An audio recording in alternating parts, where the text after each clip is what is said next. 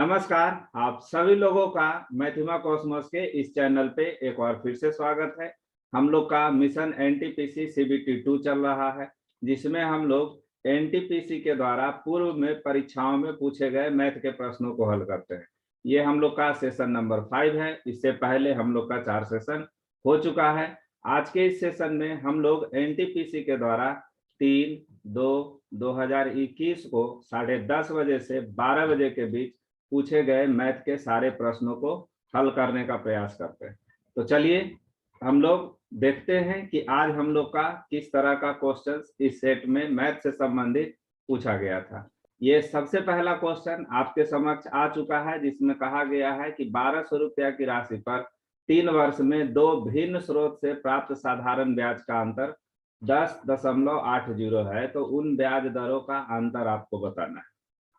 इसको सोल्व करने के लिए हम लोग एक चीज देख पा रहे हैं कि यहाँ कहा जा रहा है कि 3 वर्ष का अंतर इतना है और ये साधारण ब्याज है। तो इस 3 से हम लोग इसको डिवाइड यदि कर दें 10.80 को, तो हम लोग को ये मालूम चल जाएगा कि 1 वर्ष का ब्याज का अंतर कितना होगा। तो हम लोग इसको डिवाइड दे देते हैं। आपका 10.80 को आप 3 से डिवाइड करते हैं तो आपको वैल्यू आ जाती है 3.6। यानी ये 3.6 हम लोग का जो है 1200 का कितना परसेंट है, ये हम लोग को पता कर लेना है केवल। तो इसको 3.6 को हम लोग 1200 से डिवाइड दे देंगे, 100 से गुना कर देंगे, परसेंटेज में कैलकुलेट हो जाएगी। देखिए 2 जीरो से 2 जीरो कट गई। ये आपका 12×36 यानी 0.3 आपका आ रहा है। तो इस प्रकार इस प्रश्न का सही जवाब होगा कि 0.3% उनके ब्याज दरों में अंतर था। दूसरे प्रश्न में आपको कहा गया है कि एक व्यक्ति ने अपनी पूंजी का 2/3 भाग 6% की दर से, 1/5 भाग 10% की दर से और शेष भाग 15% की दर से निवेश किया। उसकी वार्षिक आय 600 रुपया है। तो उसकी पूंजी को ज्ञात करना है कि उसके पास पूंजी कितनी थी। चलिए यहाँ पे कहा जा रहा है कि 2/3 भाग ये 6% पे प्राप्त किया है। तो इसको हम लोग सोल्व करते हैं तो हम लोग को प्राप्त हो जाती है कि यहाँ से उसको केवल 4% ही प्राप्त होगा। फिर से कही गई है कि 1/5 भाग जो है आपका 10% पे प्राप्त हो रहा है। तो इसको आप सोल्व करेंगे तो आप कह रहे हैं कि यहाँ से हमको 2% की प्राप्ति होगी। इसके बाद कहा है शेष भाग। तो शेष भाग हम लोग निकालने के लिए सबसे पहले जो है पूर्व में सारे भागों को हम लोग जोड़ लेते हैं कि कितना भाग वो बन पा रहा। जैसे 2/3 प्लस 1/5, इन भागों को हम लोग जोड़ ले तो देखिए 3 और 5 का एलसीएम हम लोग के पास 15 हो जाएगी। यहाँ 3 से भाग करेंगे, 3×5 = 15, तो 5 दूना 10 हो जाएगा ऊपर में। यहाँ पर हम लोग का 5×3 = 15, 3 कम 3 यानी कि 3 हो जाएगी। यानी कि 13/15 ये दोनों भाग मिलकर पूरे हो गए, 13/15 भाग। तो शेष भाग बचा कितना? जाहिर सी बात है कि 2/15 बचेगा, क्योंकि 15 भाग में से 13 भाग का तो यूज हो चुका है। तो केवल 2/15 भाग जो है वो 15% पे दिया गया है। तो इसको आप फर्दर सोल्व कर लें कि 2/15 भाग को हम लोग 15% पर यदि कैलकुलेट कर लें तो यहाँ से भी हमको 2% की प्राप्ति हो रही है। तो आप ये कह सकते हैं कि इन सारे परसेंटेज में कि 4, 2, 6, 2, 8 यानी 8% की प्राप्ति हो रही है। और यही 8% का वैल्यू आपको 600 रुपया दिया हुआ है कि 8% का वैल्यू 600 रुपया है। तो आपको 100% संपूर्ण पूंजी निकालनी है तो हम लोग 100% निकाल लेंगे। ठीक है, देखिए तो इसके लिए आप लोग करेंगे क्या कि 600/8 कर देंगे, 100 से गुना कर देंगे, हम लोग को अगली उसकी टोटल पूंजी प्राप्त हो जाएगी। देखिए 2 से 4 बार में कट जाएगी, यहाँ से 2 से जो है आपका 300 बार में आ जाएगा। इसको यदि हम काट देते हैं तो 25 आ जाएगी, यानी कि 25×3 7500 रुपया उसके पास टोटल पूंजी थी। इस अनुसार से इस प्रश्न का सही जवाब ऑप्शन नंबर 4 होगा। अगले प्रश्न में आपको कहा गया है कि 10 पुरुष किसी कार्य को 18 दिन में पूरा कर सकते हैं। 6 दिन बाद 5 और पुरुष उनके साथ कार्य में शामिल हो गए, तो शेष कार्य को पूरा करने में कितने दिन का समय लगेगा? इसमें कही गई है कि 6 दिन बाद, शुरुआत में कही गई थी कि 10 पुरुष 18 दिन में कार्य को समाप्त कर सकते हैं। 6 दिन के बाद ये घटनाएं हुई है, यानी कार्य तो 6 दिन हुई होगी।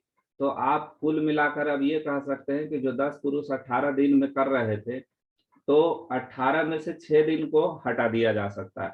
यानी कि आप ये कह सकते हैं कि 10 पुरुष जो है वो 18 - 6 यानी कि आपका 12 दिन में 12 डे में जो है काम को समाप्त कर देंगे। इसके बाद कह रहा है कि 5 पुरुष और आ गए हैं, यानी कि ये 15 पुरुष हो गए हैं। तो कार्य कितने दिन में समाप्त होगा, आपको यही बताना है। तो आप तो इसको सॉल्व कर सकते हैं कि 10 पुरुष जो है वो आपका 12 दिन में कर रहे हैं, तो एक पुरुष 12 गुना 10 में करेंगे। 15 पुरुष को करने के लिए हम लोग 15 से डिवाइड दे देंगे, 3 चौके 12, 3 पचे 15, 5 दूना 10, यानी कि टोटल 4 दूना 8 दिन में वो कार्य को समाप्त कर लेंगे। तो इस प्रकार इस प्रश्न का सही जवाब आपका ऑप्शन नंबर 1 होना है, यानी कि वो 8 दिन में शेष कार्य को संपन्न कर देंगे। अगले प्रश्न में हम लोग को कहा गया है कि 22, 24, 48 और 16 का लघुत्तम हम लोग को निकालना है। तो लघुत्तम निकालने की आप इस प्रक्रिया का यदि इस्तेमाल करते हैं तो आपको अच्छा खासा समय लगने वाला है। यहाँ पर हम लोग इसकी दूसरी प्रक्रिया की बात करते हैं। हम लोग को 22, 24, 48 और 16 का लघुत्तम हम लोग को निकालना है। इस प्रक्रिया में आप सबसे पहले सबसे बड़ी संख्या का चयन कर ले, जो कि 48 है। इसके बाद आप देखें कि 16 से तो 48 कटती है, यानी इस 16 का कोई काम नहीं है। यहाँ 24 से 48 कटती है, इस 24 का भी कोई काम नहीं है, यानी कि केवल आपको इस 22 को सोल्व करना होगा। 22 को आप देख पा रहे हैं कि ये 11 इंटू 2 होता है। 2 से तो ऑलरेडी हम लोग का जो है 48 कटता है, यानी कि हम लोग कह सकते हैं कि इसका एलसीएम हम लोग को निकालने के लिए 11 इंटू 48 हम लोग को करना होगा, और 11 इंटू 48 हम लोग कर लेंगे तो 5 to 8 की प्राप्ति हो जाएगी, जो कि ऑप्शन नंबर 2 में लिखा हुआ है। ठीक है। अगले क्वेश्चन में आपको कहा गया है कि किसी वस्तु को 150% लाभ पर बेचा जाता है, तो क्रय मूल्य और विक्रय मूल्य का अनुपात बताइए। अच्छा, अनुपात बताना है। अनुपात में इस चीज को आप जरूर ध्यान रखें कि पहले कौन सी चीज लिखी हुई है, क्रय मूल्य और बाद में विक्रय मूल्य, यानी कि ऑप्शन हम लोग का पहले क्रय मूल्य होगा और बाद में विक्रय मूल्य होगा। देखिए, यानी कि ये क्रय मूल्य हम लोग मान ले, ये विक्रय मूल्य मान ले ऑप्शन पर, तो हम लोग कह सकते हैं कि यहाँ तो 2 का बेनिफिट हो रहा है, 2 का बेनिफिट यानी 2 का प्रॉफिट हो रहा है, और ये 2 जो है 1 के रिस्पेक्ट में जो है 200% है। तो ये हम लोग का ऑप्शन सही नहीं है, ये आंसर नहीं होना। यहाँ पर आप देख पा रहे हैं कि हम लोग को यहाँ पर जो है 3 का प्रॉफिट हो रहा है, और ये 3 2 का जो है 150% हम लोग का आ रहा है। तो इस अनुसार से ये हम लोग का ऑप्शन सही होना है। बाकी ऑप्शन को भी चेक कर सकते हैं कि यहाँ पर 1 की प्रॉफिट हो रही है, जो 2 के संदर्भ में आपका 50% ही केवल है, और यहाँ से एक कुछ भी बढ़ोतरी नहीं हुई है, यानी कि यहाँ 0% का प्रॉफिट हो रहा है। इस प्रकार आप इसके लिए डायरेक्ट जो है आप ऑप्शन का सहारा लेकर आप आंसर को लगा सकते हैं कि इसका सही आंसर ऑप्शन नंबर 2 होगा, 2:5। अगले प्रश्न में हम लोग को कहा गया है कि 100 छात्रों वाली एक कक्षा में एक विशेष विषय में प्राप्त अंकों का माध्य 25 है, और 50 छात्रों वाली दूसरी कक्षा में उसी विषय में प्राप्त अंकों का माध्य जो है आपका 70 है। दोनों कक्षा के छात्रों द्वारा प्राप्त किए गए कुल अंकों का माध्य निकालना है। टोटल आपको माध्य निकालना है। तो टोटल माध्य निकालने के लिए हम लोग जो है माध्य के बेसिक कंसेप्ट का एप्लीकेशन करके यहाँ पर निकाल सकते हैं। इसके लिए हम लोग कर क्या सकते हैं, देखिए, हम लोग को कहा गया है कि 100 छात्र हैं और इसका माध्य हम लोग को 25 कहा गया। ठीक है। इसके बाद कही गई है 50 छात्र और हैं और इसका माध्य हम लोग का 70 है। हम लोग ये करते हैं कि इसको हम लोग ये देखते हैं कि इसमें आखिर एक्स्ट्रा कितने बन रहे हैं। तो हम लोग कह पा रहे हैं कि यहाँ पर एक्स्ट्रा हम लोग का जो है वो 45, जो 70 माइनस 25 जो है आपका 45 होगा, यानी कि ये 45 एक्स्ट्रा बन रहा है। कितने कैंडिडेट पर? आप कहिएगा 50 कैंडिडेट पे, तो 50 से इसको हम लोग गुना कर देंगे। तो इस तरह से हम लोग कह सकते हैं कि 45 गुना 50 हम लोग का ये टोटल एक्स्ट्रा क्रिएट हो रहा होगा। इस संख्या को, इस नंबर को जो भी वैल्यू आएगी आपको उसको टोटल स्टूडेंट में डिस्ट्रीब्यूट कर देना है। तो टोटल स्टूडेंट कितने हैं हम लोग के पास? 100 + 50 150। तो इसको हम लोग 150 में डिस्ट्रीब्यूट कर देंगे, यानी कि उसको भाग लगा देंगे। यहाँ पर देखिए 0 से 0 कट गई, 5 से ये 3 कट गई, और 3 से यहाँ पर आपका 15 आ गया, यानी कि आपको 15 एक्स्ट्रा आएगा सभी पर। इनिशियली कितने थे? 25 को हम लोग इनिशियल मानकर चले थे, तो 25 और प्लस 15 एक्स्ट्रा, जो कि हम लोग का 40 अल्टीमेट देने वाला है। तो इस प्रकार जो है टोटल कक्षा का जो माध्य होगा अंकों का वो जो है आपका 40 होगा, जो ऑप्शन नंबर 4 में लिखा हुआ है। अगले क्वेश्चन पर आपको कहा गया है कि एक भाग के प्रश्न है जिसमें भाजक भागफल का 2 गुना है और शेष का 6 गुना है। यदि शेष 8 है तो भाज्य का मान बताना। देखिए, हम लोग जानते हैं कि इस तरह के सिचुएशन में ये हम लोग का भाजक होता है। इसके बाद इसको हम लोग यहाँ पर जो प्राप्त होती है उसको हम लोग भागफल के नाम से जानते हैं। बीच में हम लोग का भाज्य होता है और नीचे जो प्राप्त होती है इसको हम लोग शेष कहते हैं। शेष की जगह पर हम लोग को कहा गया है कि शेष उसका 8 है। ठीक है, इसके बाद कह क्या रहा है कि देखिए भाजक जो है वो शेष का 6 गुना है, यानी कि भाजक यहाँ से 6 गुना करेंगे हम लोग इसके लिए, तो हम लोग का ये जो है 48 आ जाएगा। ठीक है, उसके बाद कही जा रही है कि भागफल की बात कीजिएगा तो ये भाजक जो है उसका डबल है, यानी भाजक डबल है भागफल का। तो यानी कि आप ये कह सकते हैं यहाँ से रिलेशन बनाकर कि भागफल हमारे पास 24 हो जानी है, यानी कि भाजक 48, भागफल 24 और शेषफल 8 है। हम लोग को भाज्य निकालना है, तो आप भाज्य निकालने के लिए भाजक गुना भागफल प्लस शेष, यानी कि इस नंबर को इस नंबर से मल्टीप्लाई करके ये नंबर जोड़ देना। तो सोल्व करते हैं, हम लोग का 48 इंटू 24 करना होगा और उसमें 8 ऐड करना होगा। आप देख पा रहे हैं कि 48 में 24 इंटू 2 है, तो इसको हम लोग 2 इंटू 24 कर दें और यहाँ 24 कर दें और प्लस हम लोग का 8 हो जाएगा। आप इसको मल्टीप्लीकेशन जानते हैं कि ये 576 होना है। इसको 2 से आप गुना कर देंगे तो आपका 1000 1152 आपका हो जाएगा टोटल, और इसमें आप 8 जोड़ देंगे तो आपका 1160 की प्राप्ति हो जाएगी। इस प्रकार ऑप्शन नंबर 4 इस प्रश्न का सही जवाब होगा कि भाजक आपका 1160 होगा। अगले क्वेश्चन में आपको कहा गया है कि किसी समबाहु त्रिभुज का परिमाप 36 मीटर है और इसके शीर्ष की ऊंचाई 6 मीटर है, तो त्रिभुज का क्षेत्रफल आपको बताना है। आप जानते हैं कि यदि त्रिभुज का परिमाप 36 मीटर दिया हुआ है तो भुजा इसको 3 से भाग देने पर निकल जाएगी, यानी कि भुजा हम लोग के पास 12 आ जाएगी, ऊंचाई हम लोग की 6 हो गई। उसके बाद हम लोग को क्षेत्रफल निकालना है, तो करना ही क्या है, 1/2 गुना भुजा यानी आधार कहिए और गुना ऊंचाई हम लोग कर लेंगे, आंसर आ जाएगी। देखिए 2 से 6 आ गई और 6 से 36, यानी कि इस प्रश्न का सही जवाब ऑप्शन नंबर 4 होगा। अगले प्रश्न में आपको कहा गया है कि एक आदमी जो है 20 किलोमीटर प्रति घंटा की चाल से चलते हुए, ठीक है, यहाँ से लिखी हुई है, से चलते हुए एक स्कूल से एक पार्क तक की दूरी तय करता है और 5 किलोमीटर प्रति घंटा की चाल से वो वापस आता है। यदि पूरी यात्रा में 5 घंटा का समय लगता होगा तो पार्क से स्कूल की दूरी आपको ज्ञात करनी है। ठीक है, इसमें आपको कही गई है कि उसके जाने की जो स्पीड है, ये जो जा रहा है उसकी स्पीड जो है आपकी 20 किलोमीटर प्रति घंटा है और वापस आने का जो है आपका 5 किलोमीटर प्रति घंटा है।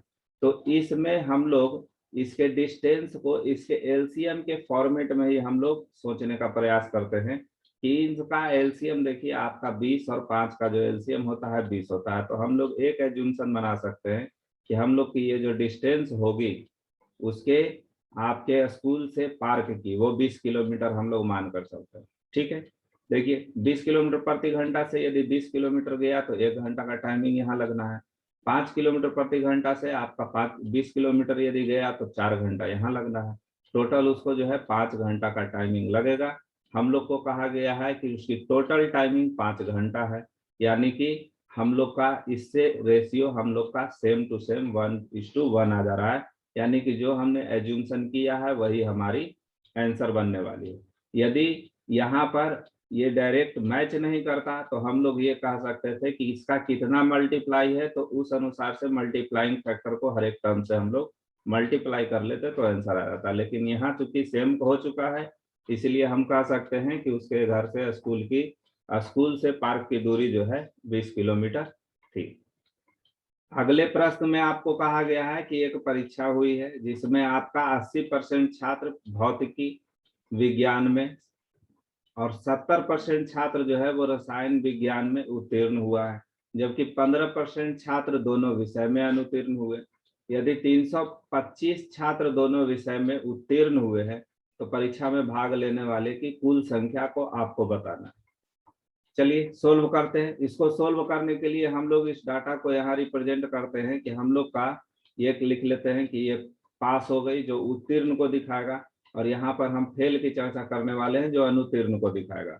आपको कहा गया है कि 80% ये जो है आपका भौतिकी, तो इसको हम लोग फिजिक्स लिख लेते हैं कि फिजिक्स में पास किया है, और 70% जो है ये पास किया है हम लोग का केमिस्ट्री यानी कि रसायन। ये भी चीज कही जा रही है कि इसमें 15% फेल कर गए हैं, ठीक है। और 325 छात्र जो हैं ये दोनों विषय में पास हुए हैं। ये पास का बात हो रहा है कि दोनों में ये पास हुआ है, ठीक है। अब देखिए हम लोग इसको मान लेते हैं कि क्लास में जो है टोटल 100% स्टूडेंट है, तो 100% स्टूडेंट में आप कह सकते हैं कि 15% तो फेल कर गया है, यानी कि ओवरऑल हम लोग का केवल 85% ही पास किया हुआ होगा, ठीक है। 85% ये पास करने वाले होंगे, 15% फेल करने वाले होंगे। अब जरा सा पास का परसेंटेज देख ले कि 80% यहाँ पास किया, 70% यहाँ पास किया, यानी कि टोटल हम लोग का 150% पास कर रहा है। लेकिन यहाँ पर तो कही जा रही है कि 85% ही पास किया है। मतलब साफ है कि इसका जो अंतर है, जो आपका 65% आ रहा है, ये 65% जो है वो दोनों में मौजूद है, फिजिक्स और केमिस्ट्री में। तो इस अनुसार से आप पता कर सकते हैं कि दोनों में कितने परसेंट जो है वो मौजूदगी है। तो 65% की मौजूदगी दोनों में है, यानी कि ये दोनों में पास किए हैं। तो दोनों में पास करने वाला का तो 325 का रहा, यानी यही 65% हम लोग का 325 के इक्विवेलेंट हो जाएगा। उसके बाद कही जा रही है कि परीक्षा में भाग लेने वाले कुल छात्र की संख्या बतानी है, यानी 100% बतानी है। तो इसके लिए हम लोग 325 को 65 से डिवाइड दे देंगे और इसको 100 से मल्टीप्लाई कर देंगे तो 100% निकल जाएगा। देखिए ये आपका डायरेक्ट 5 से कट जा रहा है, तो 5 गुना 100 आपका 500 हो जाएगा, यानी कि उस कक्षा में 500 विद्यार्थी की मौजूदगी थी। अगले क्वेश्चन में कहा गया है कि एक मोबाइल के मूल्य में पहले 20% की कमी हुई, फिर 10% की वृद्धि हुई, तो होने वाला कुल परिवर्तन आपको बताना है। पहले 20% की कमी हुई तो आप 100 एज्यूम करके कर सकते हैं कि पहले 20% की कमी हुई, यानी कि 80 पे आ गई, ठीक है। इसके बाद कह रहा है कि 10% का वृद्धि हो रहा है, तो इसमें 10% आप निकालिएगा 80 का तो 8 आएगा। ये 10% का वृद्धि कह रहा है, यानी कि 88 पे पहुंच जाएगा। ओवरऑल आप परिवर्तन इससे देख सकते हैं कि हम लोग का 12% का, यानी कि 12 का अंतर है, जो कि 12% हम कह सकते हैं। तो 12% का दोनों के मूल्य में परिवर्तन इसके द्वारा हम लोग को देखने को मिलेगा। इस प्रकार इसका सही जवाब ऑप्शन नंबर 3। अगले में आपको कहा गया है कि समीकरण युग्म 2 पे पावर x प्लस वाई बराबर 16 और 64 पे पावर x माइनस वाई बराबर 2 को हल करना है और बताना है कि क्या होगा इनके साथ। देखिए सबसे पहले कही गई है कि 2 पे पावर x प्लस वाई बराबर 16 है, ठीक है। और दूसरी चीज कही गई है कि 64 पर पावर x माइनस वाई, ये हम लोग के पास 2 है। हम लोग पावर को पावर से इक्वेट कर सकते हैं। इस 16 के जगह हम लोग यदि ये लिखें 2 पे पावर 4, क्योंकि इधर में 2 लिखी हुई है, 2 पे पावर x प्लस वाई लिखी हुई है, तो हम लोग ये कह सकते हैं कि 2 पे पावर x प्लस वाई बराबर 2 पे पावर 4 होगा। इस अनुसार से हम लोग का यहाँ पर x प्लस वाई बराबर 4 आना है। क्लियर।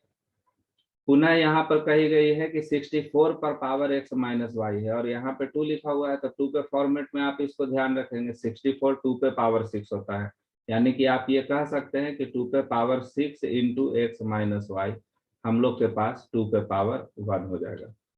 इस अनुसार से 6 इंटू एक्स माइनस वाई का वैल्यू हम लोग के पास 1 हो जाएगा। तो एक्स माइनस वाई का वैल्यू हम लोग के पास 1/6 हो जाना है। अब इसको हम लोग को सोल्व कर लेना है। सोल्व करते हैं तो देखिए यहाँ पर आपका एक हो गया x minus y equal to 1/6। तो इस प्रकार हम लोग देख पा रहे हैं कि हम लोग को दो इक्वेशन की प्राप्ति हो जा रही है, एक्स प्लस वाई बराबर 4 और एक्स माइनस वाई बराबर 1/6। अब कही जा रहा है कि इन दोनों इक्वेशन से आप क्या निष्कर्ष निकालते हैं कि यहाँ कही जा रही है कि यह द्वितीय हल होगा, उभयनिष्ठ होगा, अनंत होगा, क्या होगा। तो हम लोग तो जानते हैं कि हम लोग यदि रिलेशन निकालते हैं a1/a2, b1/b2 और c1/c2, इसके द्वारा हम लोग प्राप्त करते हैं कि इसके हल होंगे या नहीं। आप वैल्यू भरिए, तो x के साथ जो 1 है, या x के साथ यहाँ भी 1 है, तो a1/a2 आपका 1 आ जाना है, b1/b2 आपका -1 आ जाना है, c1/c2 आप कैलकुलेट करेंगे तो आपको 24/1 आ जानी है, ठीक है, यानी 24 आप कह सकते हैं। क्लियर। आप देख पा रहे हैं कि यहाँ पर ये वैल्यू दोनों आपस में बराबर नहीं है, यानी कि a1/a2 not equal to b1/b2 प्राप्त हो रहा है। और ये कंडीशन हम लोग का किसके लिए होता है? अद्वितीय हल के लिए। यानी कि इसमें ऑप्शन नंबर 2 और ऑप्शन नंबर 3 तो होना ही नहीं है, अद्वितीय हल होगा। लेकिन अद्वितीय हल में x का मान क्या होगा ये पूछ रहा है, तो x का मान हम लोग निकाल लेते हैं। यहाँ पर इन दोनों इक्वेशन को यदि आप जोड़ दे आपस में तो आप y कट जाएगा, आपको यहाँ 2x की प्राप्ति हो जाएगी। यहाँ पर आपका 4 + 1/6 हो जाएगा। सोल्व करेंगे फर्दर तो 2x इक्वल टू देखिए 6 चौक 24 + 1 यानी कि 25/6 आ जाएगा, जो कि x का मान आपको 25/12 देगा। 25/12 ऑप्शन नंबर 4 में लिखा हुआ है, तो इस प्रकार इसका सही आंसर ऑप्शन नंबर 4 होगा। आप चाहें तो y भी निकाल ले सकते हैं, लेकिन इतना के साथ आप आंसर लगा सकते हैं। अगले क्वेश्चन में हम लोग को कहा गया है कि किसी समांतर चतुर्भुज के एक कोण का माप उसके सबसे छोटे कोण के माप के 2 गुने से 48 कम। ठीक है, समांतर चतुर्भुज में तो सबसे बड़ा कोण को आपको बताना है। आप समांतर चतुर्भुज में जानते हैं कि समांतर चतुर्भुज यदि हम बना ले तो ये कोण तो इसके बराबर ही होता है, लेकिन यहाँ छोटा बड़ा का बात कर रहा है, यानी जाहिर सी बात है कि दो आसन्न कोण की बात की जा रही है, एक कोण ये और एक कोण ये। इन दोनों को आसन्न कोण आप कह सकते हैं। एक को छोटा एक को बड़ा मान लेते हैं। यदि छोटे वाले को x मान लें तो बड़ा वाला जो है कह रहा है कि छोटे के माप के दुगने से 48 कम है, यानी कि ये 2x - 48 है। ठीक है, तो आपको बड़ा कोण बताना है। आप जानते हैं कि आसन्न कोण का योग जो है 180 होता है, यानी कि x + 2x - 48 हम लोग के पास 180 डिग्री वैल्यू इसकी आनी है। इसको सोल्व करें तो ये आपका 3x हो जाएगी और यहाँ पर 180 + 48 हो जाएगा, यानी जो आपका 3x इक्वल टू दे देगा, कितना दे देगा? 228 दे देगा। तो x का मान आपको इसको 3 से डिवाइड दे देंगे तो आपका देखिए 228/3, ये आपका जो है 27 और 6 18 यानी 76 डिग्री हम लोग का ये x का मान दे देगा। जब ये x जो है हम लोग का 76 है और इन दोनों को जोड़कर 180 होना है, तो ऊपर वाला वैल्यू कितना होगा? 104। सिंपली हम लोग कह सकते हैं, तो 104 डिग्री इस प्रश्न का सही जवाब होगा। अगले क्वेश्चन में आपको कहा गया है कि यदि एक कमरे की लंबाई, चौड़ाई और ऊंचाई 15 मीटर, 20 मीटर और 30 मीटर है, तो कमरे के चारों दीवारों का क्षेत्रफल बताना। तो कमरे के चारों दीवारों का क्षेत्रफल क्या होता है? आप ये जानते हैं कि 2 × L + B होती है और H से इसको मल्टीप्लाई किए हुए रहते हैं। आप ये कह सकते हैं कि परिमिति, देखिए यहाँ परिमिति है, परिमिति गुना हाइट होता है। तो 2 × L + B आप कर लीजिए, तो L यहाँ पे आपका ये 15 दिया हुआ है, B आपका 20 दिया हुआ है, तो आप इसको जोड़ दें तो 35 आ जाएगी, यानी कि L + B का मान हमारे पास 35 हो जाएगा, H का मान हमारे पास 30 हो जाएगी और यहाँ 2 लगा हुआ है। इन सभी को आपस में गुना कर दे तो हम लोग को प्राप्त हो जाएगा। गुना करते हैं, 35 दूना 70 हो जाएगा, ये 70 को हम लोग 30 से गुना कर देंगे तो 2100 मीटर स्क्वायर हम लोग को चारों दीवार का क्षेत्रफल प्राप्त हो जाएगा। क्लियर? अगले क्वेश्चन में कहा गया है कि x का वह न्यूनतम मान ज्ञात कीजिए जिसके लिए जो है आपका 2 3 4 6 x 4 5 9 से पूर्णतः विभाजित। 9 से विभाजिता का तो आप नियम जानते हैं कि अंकों का योग जो है वो 9 हो जाना चाहिए या 9 से कटना चाहिए। तो हम लोग 9 बनाते हैं। देखिए यहाँ 5 4 9 हो गई, इसकी कोई जरूरत नहीं है। यहाँ पे 6 और 3 मिलकर 9 बन जाएगा, तो बचेगा केवल आपके पास 4 और 2 जो कि 6 बनाता है, और 6 में x को जोड़ना है ताकि वो 9 से कट जाए। तो आप कह सकते हैं कि 3 जोड़ेंगे तो हमारा काम हो जाएगा। इसलिए इस प्रश्न का सही जवाब ऑप्शन नंबर 2 होना है। क्लियर? अगले क्वेश्चन में कहा गया है कि यदि दो वर्गों के विकर्णों का अनुपात 3:5 है तो उनके क्षेत्रफल का अनुपात बताना। विकर्ण का अनुपात 3:5 है तो क्षेत्रफल का अनुपात आपका 9:25 होगा। किस अनुसार से किया गया है उसको समझते हैं। आप जानते हैं कि वर्ग का क्षेत्रफल का अनुपात हम लोग को पूछा जा रहा है, तो क्षेत्रफल आप भुजा के टर्म में याद रखते हैं। आपको ये चीज समझनी है कि आप कोई भी मेंसुरेशन के क्वेश्चन को यदि टेकल करते हैं तो उसमें खास तौर पे 2-3 चीजें होती है। एक आपका लेंथ कंपोनेंट जो लंबाई को शो करता है, दूसरा आपका एरिया का कंपोनेंट जो क्षेत्रफल को शो करता है, और तीसरा आपका वॉल्यूम यानी कि जिसको कि आप आयतन बोलते हैं, वो आयतन का कंपोनेंट। ठीक है। लेंथ के कंपोनेंट में लंबाई की बात की जाएगी। लेंथ के कंपोनेंट में आपकी भुजा आती है, या फिर इसका परिमाप होगा, ये भी आपका लेंथ कंपोनेंट ही आता है। या फिर आप डायगोनल यानी विकर्ण ले ले, वो भी आपका लेंथ कंपोनेंट ही होता है। और एरिया कंपोनेंट लेंथ कंपोनेंट का स्क्वायर होता है। वॉल्यूम कंपोनेंट लेंथ कंपोनेंट का क्यूब में, यानी कि 3 लेंथ कंपोनेंट को को मल्टीप्लाई किया जाता है। ठीक है।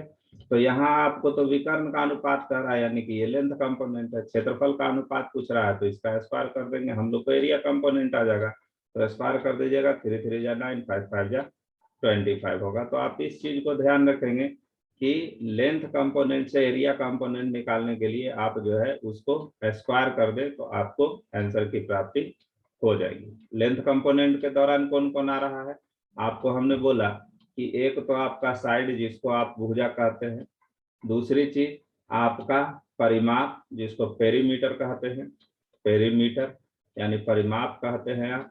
ठीक है। और तीसरा चीज जो है आपका डायगोनल, डायगोनल ये हम लोग का लेंथ कंपोनेंट, ये खास तौर पे वर्ग में माना जाता है।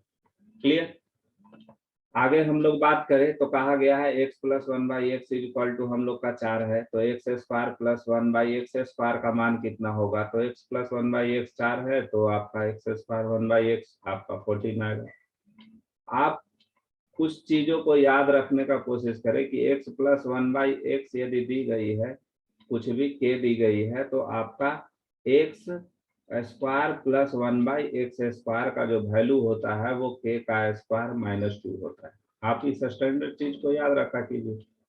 यदि यही अगले डेट में आपको ये पूछ दी जाए कि x माइनस 1/x के दिया हुआ है, तो आपका x square plus 1/x square का वैल्यू आपका k स्क्वायर प्लस 2 होगा। ध्यान देंगे, माइनस हुई तो प्लस देंगे, प्लस हुई तो माइनस देंगे। तो यहाँ पर आपको k स्क्वायर -2 कर देना है, तो 4 का स्क्वायर 16 होता है, 16 में से 2 गया 14 आ जाएगा। तो इस प्रकार इसका आंसर आप प्राप्त कर सकते हैं। अगले क्वेश्चन में आपको कहा गया है कि एक समबाहुभुज के अंतः कोण और बहिष्ठ कोण का अनुपात 4:1 है। तो बहुभुज की भुजाओं की संख्या आपको बतानी है। अंतः कोण और बहिष्ठ कोण का 4:1 है, यानी कि अंतः कोण को हम लोग कह सकते हैं कि अंतः कोण हम लोग के पास 4 है। बहिष्ठ कोण हम लोग के पास जो है, जो बहिष्ठ कोण है वो हम लोग के पास हो जा रही है 1। और आप जानते हैं कि कोई भी बहुभुज हो तो अंतः कोण और बहिष्ठ कोण का योग जो है हम लोग के पास वो 180 डिग्री होता है। ठीक है। तो इसमें आप x लगा ले सकते हैं कि 4x प्लस 1x जो है हम लोग का 180 होगा। आप कह सकते हैं कि 5x हम लोग का 180 हो गया, यानी x का मान हम लोग के पास आ गया 180 और भागा में 5, जो कि हम लोग को 36 डिग्री देने वाला है। ठीक है। यानी कि ये हम लोग का बहिष्ठ कोण जो है वो 36 डिग्री होगी। अब एक चीज आप ध्यान दें कि बहुभुज के सभी बहिष्ठ कोण का योग जो है 360 डिग्री होता है। ठीक है।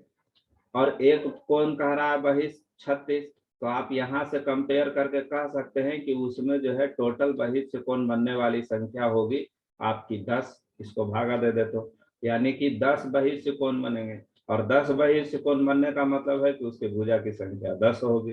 तो इस प्रकार सही ऑप्शन आपका ऑप्शन नंबर 2 होगा। बहिष्ठ कोण की संख्या भुजा की संख्या को भी रिप्रेजेंट करता है। अगले क्वेश्चन में कहा गया है कि यदि cot 3 theta into cot 6 theta equal to 1 है, तो आपको tan 15 थीटा का मान बताना है। 3 थीटा है, 6 थीटा है, यानी कि आपका 9, 90, 10, 150, इसका आंसर आपको 1 होना है। किस प्रकार किया गया है उसकी बात करते हैं। यदि कभी भी आपको यह दिया हुआ हो कि cot अल्फा और इंटू cot बीटा का वैल्यू जो है 1 होगा, तो आप इस चीज को ध्यान रखेंगे कि अल्फा प्लस बीटा का वैल्यू जो है वो हमारे पास 90 डिग्री होता है। और ये केवल इसी में नहीं, आपका ये tan में भी होता है कि tan alpha into tan beta यदि 1 दिया हुआ हो, तो यहाँ पर भी आपका अल्फा प्लस बीटा 1 होना है। ठीक है। तो यहाँ पर हम लोग कह सकते हैं कि 3 थीटा प्लस 6 थीटा जो कि हमारा 9 थीटा बन रहा है। 9 थीटा हमारे पास 90 डिग्री होगी। थीटा का मान यहाँ से 10 डिग्री आ जाएगा। 10 डिग्री आते ही आपको यहाँ tan 15 थीटा निकालना है, यानी कि आपको tan में कही गई है कि आप 150 डिग्री का वैल्यू आप निकाल लीजिए। 150 डिग्री जो कि आपका सेकंड क्वाड्रेंट में जाता है। 180 से आप इसको रिसोल्व कर सकते हैं कि tan 180 माइनस 30 इसको हम लिख सकते हैं। और ये आपका वैल्यू 180 माइनस थीटा क्या होता है, माइनस tan थीटा, यानी माइनस tan 30 डिग्री होगी। tan 30 1/√3 होता है, उसमें माइनस लगा हुआ होगा, इसीलिए ऑप्शन नंबर 1 इसका सही जवाब होगा। क्लियर। अगले क्वेश्चन में आपको कहा गया है कि √36 और √64 का आपको लघुत्तम निकालना है, यानी एलसीएम निकालना है। रूट से इतनी परेशानी नहीं है, आप रूट को अभी फिलहाल में इसको सोल्व करने के लिए इस प्रकार आप सोल्व कर सकते हैं कि रूट हम लोग को 36 कहा गया है, √64 कहा गया है, तो आप थोड़ी देर के लिए रूट को हटा लें। ठीक है, तो आपके पास बचेगी 36 और 64, इसका हम लोग को एलसीएम निकालना। अच्छा देखते हैं, इसमें बड़ी संख्या तो हमारे पास ये है, छोटी संख्या को हम लोग यदि स्प्लिट करें तो 9 × 4 हम लोग कह सकते हैं। देखिए 4 से आपका 64 कट रहा है, यानी 4 की मौजूदगी 64 में ऑलरेडी है, केवल इस 9 की जरूरत होगी, यानी कि हम लोग का एलसीएम 64 × 9 होना है। रूट हमने हटाया था, रूट हम लगा देंगे। क्लियर। इसका हम लोग यदि सोल्व कर लें तो 64 के लिए 8 होता है, 9 के लिए आपका 3 होता है, गुना कर देंगे तो 8 × 24 हम लोग का प्राप्त हो जाएगा एलसीएम इसका। अगले क्वेश्चन में कही गई है कि ए बी सी डी ऐसी 4 संख्याएं हैं कि ए और बी का लघुत्तम जो है आपका बी है, बी और सी का लघुत्तम आपका सी है, सी और डी का लघुत्तम आपका डी है। तो ए बी सी डी का लघुत्तम आपको ज्ञात करना है। ओके, ए और बी का लघुत्तम बी कह रहा है, बी सी का सी कह रहा है, सी डी का डी कह रहा है, तो ए बी सी डी का आपका फर्स्ट नंबर ऑप्शन डी हो जाएगा। ये क्यों कहा गया है कि इसका ऑप्शन जो है आपका ऑप्शन नंबर 1, यानी कि इसका एलसीएम जो है डी ही आना है, इस चीज को हम लोग समझते हैं। देखिए आपको हमने एक कंसेप्ट अभी बताया था कि ए और बी यदि दो संख्याएं हैं और इसको हमको एलसीएम निकालना है तो हम लोग बड़ी संख्या को पिक करते हैं। यदि मान लीजिए कि ये बड़ी संख्या है, और इसमें हम लोग ये भी बताए थे कि यदि ए की मौजूदगी है ऑलरेडी तो एलसीएम आपका यही हो जाएगा। क्लियर। अब आपको क्या कहा गया है, देखिए ए बी सी और डी, इसके बारे में संदर्भ में कुछ कही गई है कि ए बी का लघुत्तम आपका बी है, यानी इन दोनों का एलसीएम आपको निकालिएगा तो ये प्राप्त होगा। इसका मतलब है कि इसकी मौजूदगी इसमें, ठीक है। बी और सी का पुनः कहा जा रहा है कि एलसीएम आपका सी है, यानी कि इसकी मौजूदगी यदि की जाए तो एलसीएम सी आ रहा है, यानी कि बी की मौजूदगी यहाँ पर है। क्लियर है। और पुनः फिर कही जा रही है कि सी और डी का जो लघुत्तम है आपका डी आ रहा है, यानी कि आप सी का मौजूदगी डी में कह सकते हैं। क्लियर। तो एक चीज आप ये कह सकते हैं कि डी में आपका सी का तो मौजूदगी है, ये है, सी में बी का मौजूदगी था तो बी जो है डी में भी मौजूद होगा, और ये ए का मौजूदगी बी में था, यानी कि ओवरऑल कह सकते हैं कि ए बी सी डी में ए बी और सी का मौजूदगी हम लोग का डी के साथ होगा, यानी कि एलसीएम हम लोग का यही होना है। तो इसीलिए यहाँ पर ऑप्शन नंबर 1 को लगा दिया गया। क्लियर। अगले क्वेश्चन में आपको कहा गया है कि संख्या 9 3 2 4 8 x 6 11 से विभाज्य है, तो x के का मान बताना है आपको कि x का मान कितना होगा। तो संख्या हम लोग के पास 9 3 2 4 8 और यहाँ x दी हुई है और ये 6 है, ये 11 से विभाज्य है। 11 से विभाज्यता का नियम आप जानते हैं, मुझे मालूम है कि आप जो है अल्टरनेट मेथड का इस्तेमाल करके आप क्लियरिफाई करते हैं, लेकिन यहाँ एक और मेथड की हम चर्चा करने वाले हैं जो उससे इजी पड़ता है। देखिए आप संख्या को पीछे से पेयर बना ले, यानी जोड़ा बना ले, ठीक है। ये जो संख्या अकेले बच गई इसको अकेले रख लेंगे। अब जो है जहां भी संख्या बनी है जोड़ा में, तो आप 11 से उस चीज को आप एडजस्ट करने का कोशिश करें कि क्या होगा डिवाइड देने पर। जैसे इसको हम लोग 11 से डिवाइड दे देते हैं शुरुआत वाली को, तो हम लोग कह सकते हैं कि यहाँ पर हमको 9 शेष बचेगा। यहाँ हम 32 को 11 से डिवाइड देंगे तो 11 तिया 33 होता है, यानी कि हम लोग के पास -1 जनरेट करेगा, ठीक है। और 48 को यदि हम 11 से डिवाइड देते हैं तो 11 चौक 44 होती है, यानी +4 हमको जनरेट करेगा, ठीक है। ओवरऑल हम लोग कह सकते हैं इसको सोल्व करने पर कि हम लोग को ये जो है 12, क्योंकि 9 4 13 -1 12 आपको आएगा, ये हम लोग को +12 दे रहा है। इस संख्या को फिर से आप 11 से डिवाइड दे सकते हैं, तो आप कहिएगा कि हमको +1 दे रहा है। +1 दे रहा है और संख्या को 11 से विभाज्य करना ही है, यानी कि यहाँ पर जो संख्या लिखाई जाएगी ये संख्या हमारे पास -1 देगी, ये प्लस में देगा तो ये माइनस में देगा। ठीक है, तो हम लोग देखते हैं कि किस संख्या को रखने से हम लोग को -1 में देगा। यदि हम 5 रखते हैं तो ये 56 हो जाएगा, 11 × 5 = 55 होता है, यानी फिर से हमको +1 दे देगा। ये आपका 2 रखते हैं तो 2 6 26 हो जाएगा, 11 दूना 22, ये तो +4 दे रहा है, आंसर नहीं होगा। 8 को रखते हैं तो 8 और 6 11 8 88 होती है, ये -2 हम लोग को देगा, ये भी नहीं होना है। 7 को आप रख कर देखें तो आप कह सकते हैं कि ये 7 और 6 76 होता है, और 11 7 77 होता है, तो इस अनुसार से ये हमको -1 जनरेट करने में सफल हो जाएगा, जो कि हमको अल्टीमेटली इसको काटने में सक्षम होगा। तो इस प्रकार इसका सही आंसर आपका ऑप्शन नंबर 4 होना है कि x के जगह पर 7 होगा। तो इस तरीके का भी आप इस्तेमाल कर सकते हैं। क्लियर। अगले क्वेश्चन में आपको कहा गया है कि 15 व्यक्ति 7 दिन में 35 बॉक्स भर सकते हैं। 5 दिन में 65 बॉक्स भरने के लिए कितने व्यक्ति की आवश्यकता होगी? आप MDH का इस्तेमाल करते हैं आप जनरल तौर पर, लेकिन एक दूसरे तरीके की हम लोग बात करने वाले हैं। देखिए, यहाँ पर कही जा रही है कि 5 दिन में 65 बॉक्स उसको भरवाना है, यहाँ कहा जा रहा है कि 7 दिन में 35 बॉक्स भरते हैं। यदि वो 7 दिन में 35 बॉक्स भर रहे होंगे तो आप इसको देखकर कह सकते हैं कि एक दिन में यदि हम बात करें तो केवल ये 5 बॉक्स ही भर पाएंगे। क्लियर। यहाँ पर 5 दिन में 65 बॉक्स को भरना है, तो एक दिन में यदि हम लोग कहें कि एक दिन में कितने बॉक्स की जरूरत पड़ेगी, तो आप कहिएगा कि 13 बॉक्स का। ठीक है, तो कुल मिलाकर हम लोग की बात ये बन गई कि 15 व्यक्ति जो है वो 5 बॉक्स भरते हैं पर डे। ठीक है, 15 व्यक्ति 5 बॉक्स भरते हैं पर डे, एक दिन में 5 बॉक्स वो भर रहे हैं। क्लियर। तो एक बॉक्स का यदि हम लोग बात कर ले तो हम लोग कह सकते हैं कि इसमें हम लोग को 3 पर्सन की जरूरत होगी, यानी कि एक बॉक्स को भरने में 3 आदमी की जरूरत होगी। आपको 13 बॉक्स भरवाना है, तो 13 बॉक्स के लिए 13 तिया 39, आपका 39 व्यक्ति की जरूरत होगी। तो आप क्वेश्चंस को इस प्रकार भी कर सकते हैं। अगले प्रश्न में कहा गया है कि आलोक और अनिल की वर्तमान आयु का अनुपात 3:4 है। यदि आलोक की आयु अब से 20 वर्ष बाद 62 वर्ष की होगी, तो अनिल की वर्तमान आयु आपको बतानी।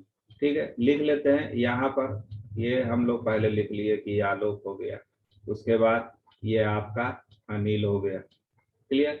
कहा जा रहा है आलोक का वर्तमान आयु आपका 3 है, अनिल 4 है। अब ये भी चीज कही जा रही है कि आलोक की यदि बात की जाए तो 20 वर्ष बाद 62 का होगा। अच्छा, 20 वर्ष बाद ये 62 कब होगा? जब अभी 42 होगा, क्योंकि अभी 42 वर्ष होगा, तभी तो 20 वर्ष बाद जो है वो 62 का बनना है।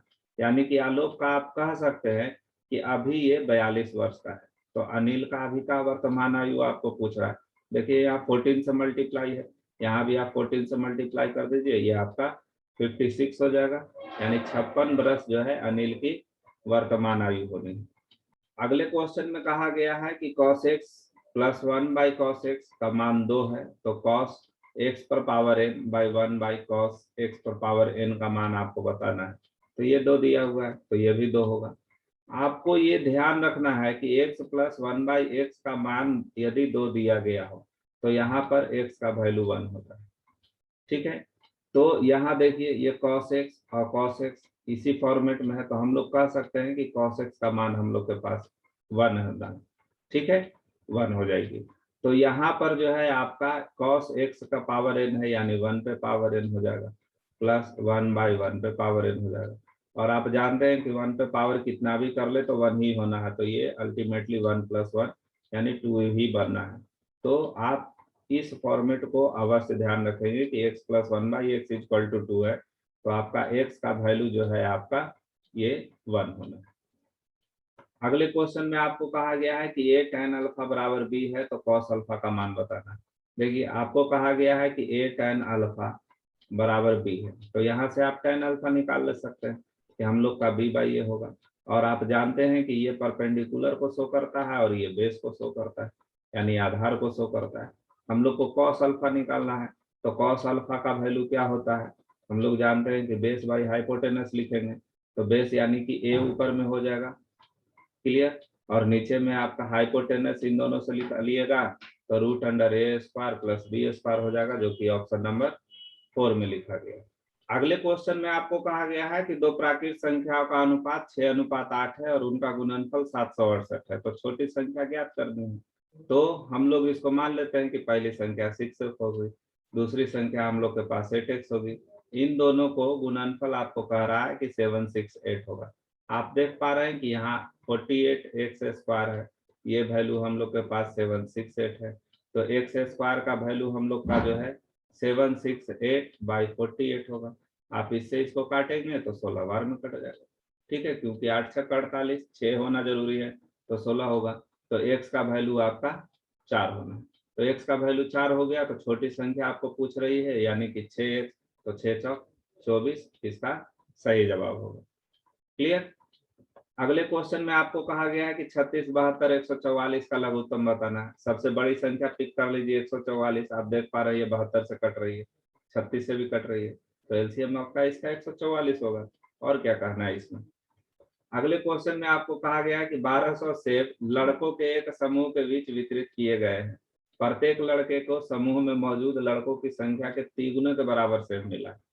तो लड़कों की संख्या आपको बतानी है। चल, लड़कों की संख्या यदि हम लोग x मान ले तो कही जा रही है कि उसको 3 गुना सेब मिला है, यानी कि 3x सेब सबको मिला होगा।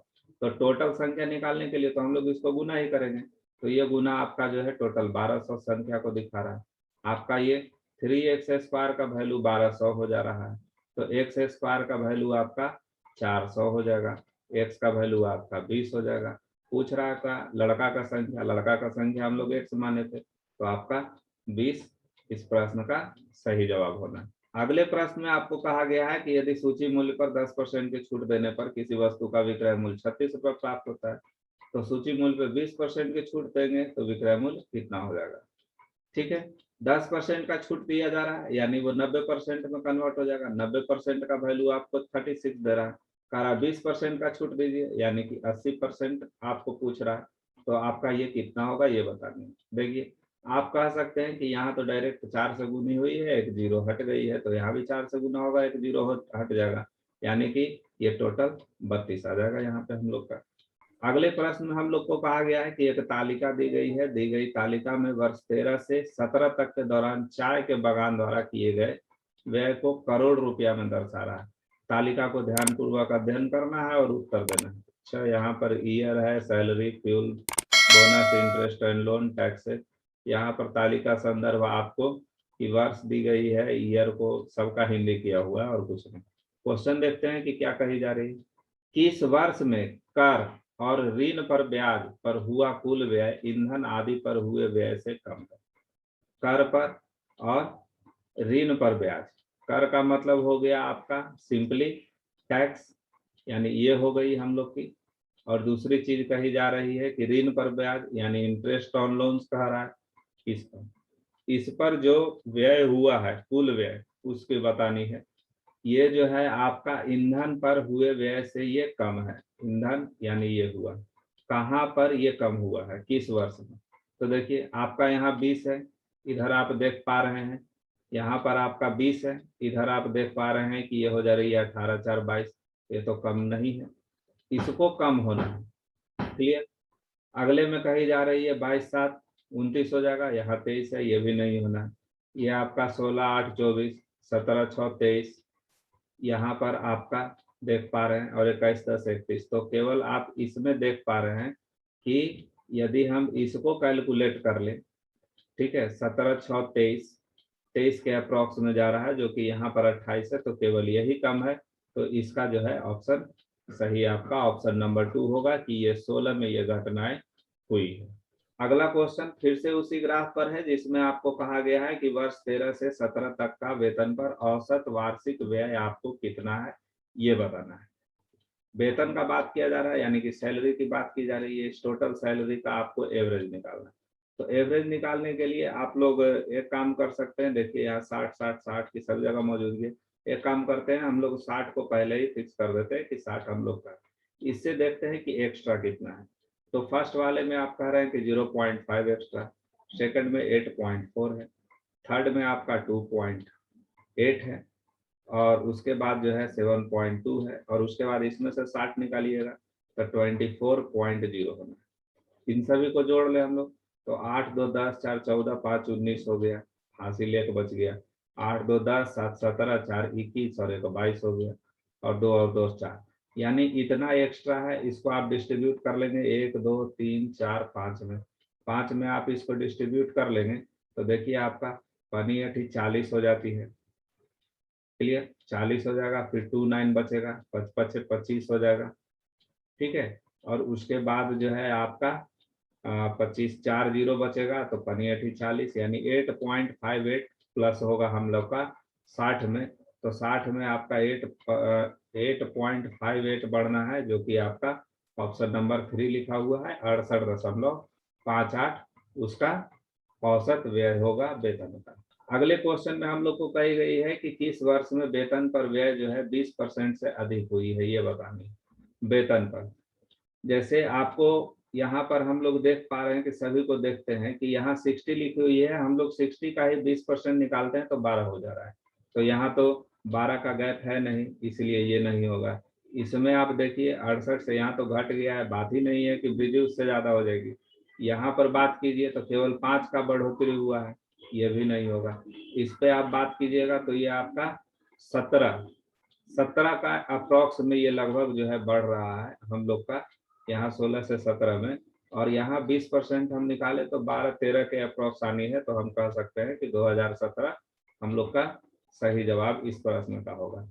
यानी 2017 में जो है उसमें वृद्धि जो है 20% से अधिक हुई थी। बस इतना ही सारे प्रश्न मैथ से संबंधित पूछे गए थे। आशा करते हैं कि यह वीडियो भी आपको बाकी सभी वीडियो की तरह हेल्पफुल होगा, आपके समझदारी को बूस्ट करेगा, क्वेश्चन को समझने का एक नया आयाम देगा। तो बने रहिए मैथिमा कॉस्मोस के साथ। मिलते हैं अगले वीडियो में नए क्वेश्चन और नए प्रश्न और नए कंसेप्ट के साथ।